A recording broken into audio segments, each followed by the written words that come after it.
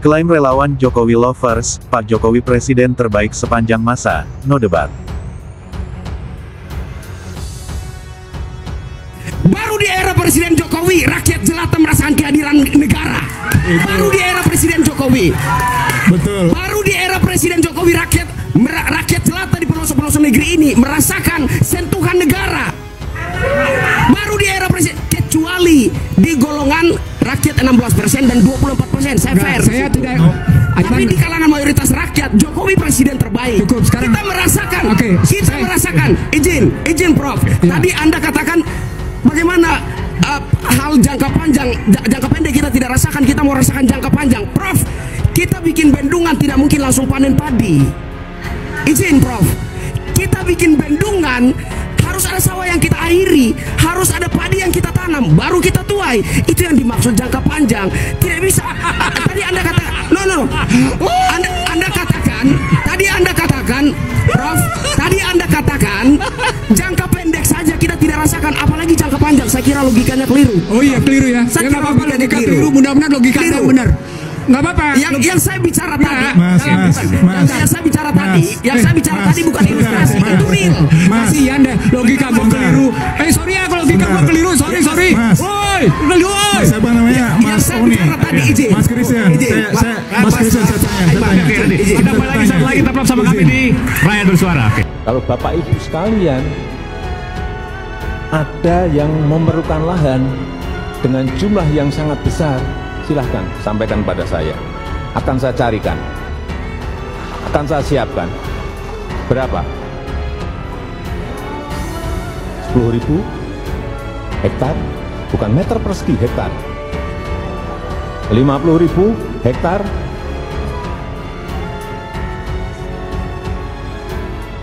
tapi dengan sebuah hitung-hitungan proposal juga yang apa yang Jokowi bangun untuk Papua.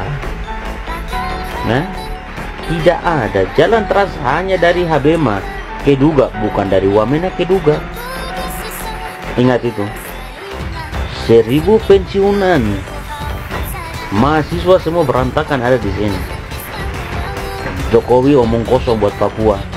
Datang hanya jalan-jalan melihat Papua, tidak pernah kejar kerja buat Papua. Data bilang bahwa Papua sejahtera dan segala macam, tapi dalam kenyataan kami tetap miskin. Ingat itu, mata najwa. Kalau mau tahu tentang Papua, panggil kami yang rakyat kecil. Saya nonton acaranya ibu, saya sakit hati karena yang ibu tanya, yang mereka jawab itu semua hoax. Dan dalam acara hari ini, saya dengar dong bilang harga di Jakarta dengan di sini sama, tai kucing. Di sana bensin berapa? Di sini bensin 18.000 sampai 20.000. Beras berapa? Semen berapa? Ibu kok kesini, ibu kotanya? Atau suruh orang bicara itu, coba ke Wamena sini, tanya barang-barang sini. Stop sebarkan hoax. Dan ibu, bisa-bisa ibu juga hoax. Karena apa yang ibu beritakan itu berdasarkan data, bukan berdasarkan fakta. Kalau ibu mau tanya, catat sapnya muka dan panggil saya ke itu. Saya akan kasih tahu semua tentang Papua, tentang harga, tentang kenyataan. Selama Pak Presiden pulang itu air tidak keluar. Hanya keluar yang dia datang bisa. Habis Pak Presiden sudah pulang, air mati. Ini hari yang dong kasih keluar.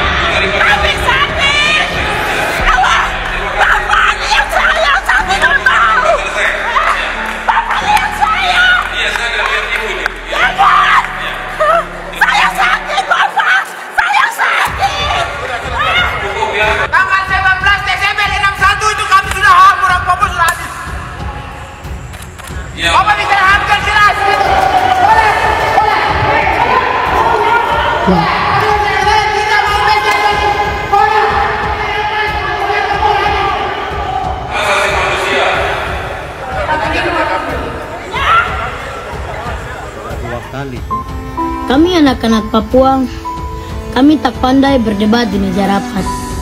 Kami tak punya kekuatan untuk menulis undang-undang, tapi kami tahu persis arti kehilangan. Karena kami sedang mengalaminya. Dalam diam, dalam luka, dan Raja Ampat sedang menangis, tangis yang tak berbunyi, tapi bisa kau lihat di mata anak-anak yang kehilangan pantai bermainnya. Tangis yang tak kau dengar, tapi bisa kau rasakan dalam senyapan hutan yang penuh lagu. Kami tak punya suara yang lantang, tapi kami punya luka yang nyata. Kami tak punya kuasa, tapi kami punya cinta yang tak bisa dibeli. Kami mohon untuk terakhir kali, dengarlah kami sebelum semuanya benar-benar terlambat. Karena bila tanah ini mati, kami pun akan ikut mati bersamanya. Siapa yang kuasai nikel? Cina. Oke, luar. Siapa yang kuasai sebut aja? Oke, siapa yang kuasai batu bara? Luar. Sebagian orang dalam, tapi sebagian juga luar. Siapa yang menguasai emas? Seterusnya luar. Oke, muncullah undang-undang IKN yang kemudian tidak berdaya apa-apa, itu IKN.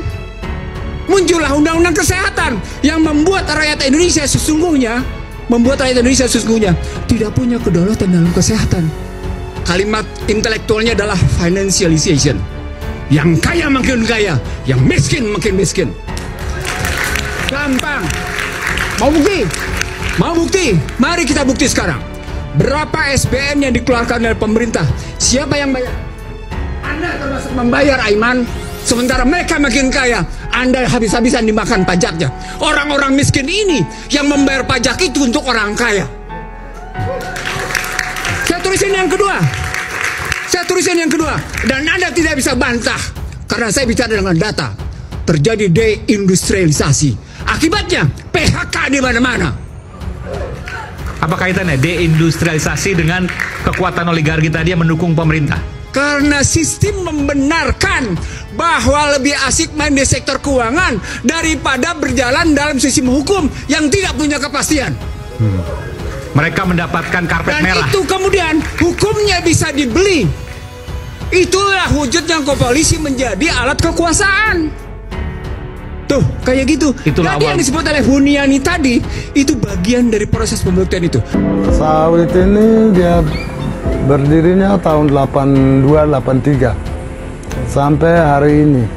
Sawitnya sudah makan 20.000 hektar plasma dengan inti, 17.000 plasma dan 2.000 lebih itu ada di inti.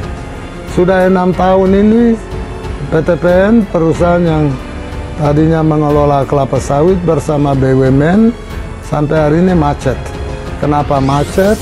Sampai hari ini kelapa sawit terbengkalai dan status tanah juga ini beralih dari adat ke tanah negara. Kami orang adat ditekan tidak boleh. Ini tanah negara. Kapan negara dia berdiri duluan? Kalau menurut Sabang Merauke orang adat sudah ada, baru negara dia berdiri di atas adat. Status sampai hari ini kami pegang sertifikat HGU, hak guna usaha. Ini tanah ini milik siapa? Kami orang adat yang tadinya pemilik adat, pemilik tanah adat, kami pegang sertifikat HGU. Ini kami mau ingin tanya pemerintah, siapa yang bisa datang sosialisasi tentang HGU itu? Tanah ini dia beralih ke negara, bentuk bagaimana? Kami sampai hari ini jadi bingung. Tolong dari pusat coba memperhatikan, Menteri Perkebunan memperhatikan itu kembali supaya sawit ini diperemajakan. Atau program Pak Jokowi mau bikin kebun jagung, oke, mari kita bikin kebun jagung, perusahaan dengan orang adat pemilik tanah, supaya kita bikin kesepakatan bagi hasil. Kami siap. Ini persis di belakang kampung kita. Jadi yang mirisnya di sana itu pemetaan terhadap 400 hektar itu termasuk tanah warga, tanah ulayah.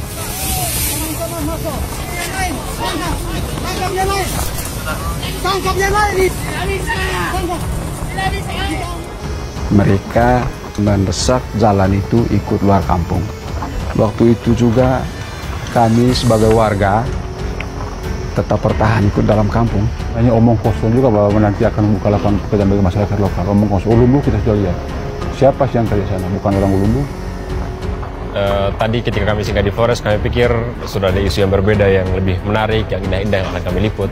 Tapi ternyata ada perampasan tanah di sana, ada pelanggaran hak asasi manusia, ada isu relokasi. Di sana itu tidak ada human right, yang ada animal right. Dalam nama Bapa dan Putra dan Roh Kudus. Amin.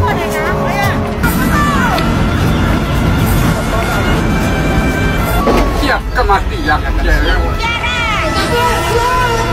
Apapun yang Anda katakan tentang Jokowi, mayoritas rakyat Indonesia hari ini melihat Jokowi presiden terbaik. Oke. Itu fakta.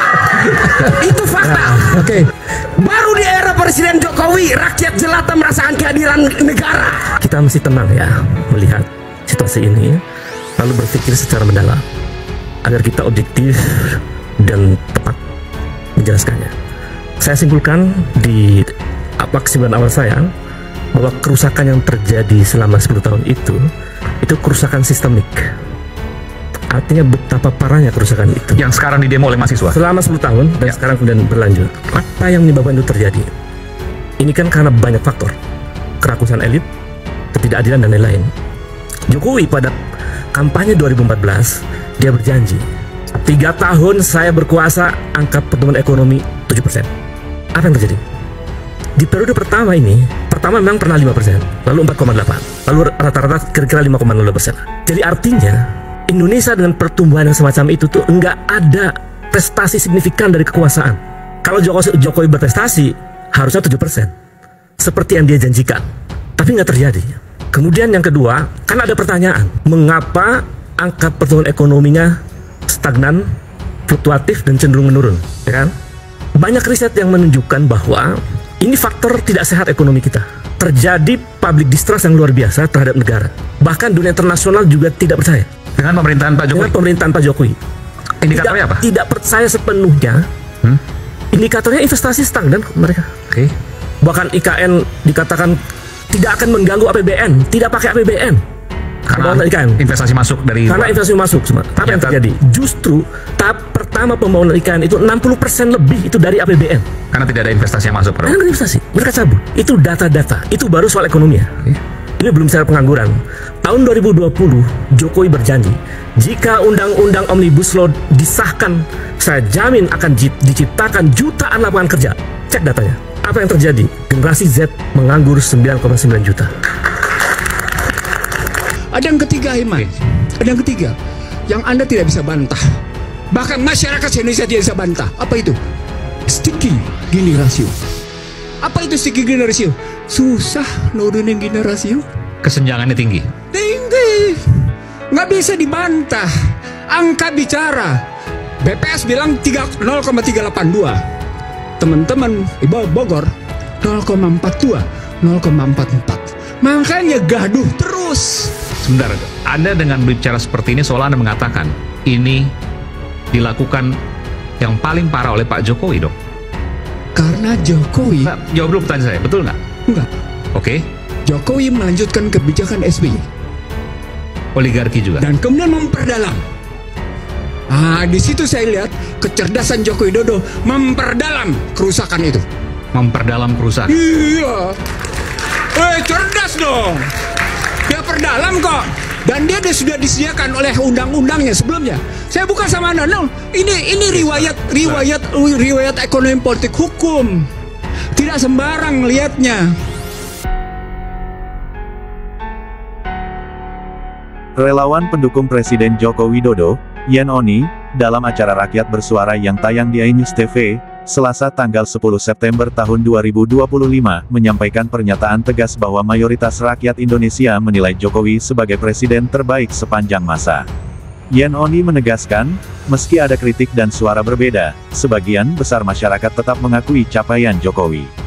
Menurutnya, hanya sekitar 14% hingga 24% kelompok kecil yang tidak sejalan dengan pandangan itu. Ia menilai pencapaian ekonomi di era Jokowi menjadi faktor utama. Data Badan Pusat Statistik (BPS) menunjukkan pertumbuhan ekonomi Indonesia tahun 2019 mencapai 5,02%. Meski sempat turun ke angka sekitar 4,7% akibat hantaman pandemi COVID-19, pemerintah berhasil menjaga stabilitas dan terus berupaya membuka lapangan kerja baru. Yan Oni menekankan bahwa upaya tersebut menunjukkan keberpihakan nyata pemerintah pada rakyat. Selain itu, ia menyoroti pembangunan besar-besaran yang dilakukan, mulai dari proyek Ibu Kota Nusantara (IKN), hingga infrastruktur jalan yang menghubungkan daerah terpencil dengan pusat kota. Menurutnya, pembangunan ini telah mempermudah masyarakat Aceh sampai Papua dalam memasarkan hasil bumi dan membuka akses yang lebih luas terhadap ekonomi nasional. Yan Oni juga membantah tuduhan negatif yang sempat mencuat, seperti isu ijazah palsu dan geng Solo. Baginya, hal tersebut hanyalah fitnah tanpa dasar yang sengaja dihembuskan untuk merusak citra Jokowi. Ia menegaskan bahwa masyarakat harus lebih bijak dalam menyikapi isu yang berpotensi memecah belah bangsa. Di akhir pernyataannya, Yan Oni menyerukan agar rakyat Indonesia tetap bersatu. Baginya, rekam jejak Jokowi telah menunjukkan kepemimpinan yang kuat dan berorientasi pada kepentingan rakyat kecil. Karena itu, ia menilai Jokowi layak dikenang sebagai presiden terbaik dalam sejarah Indonesia modern.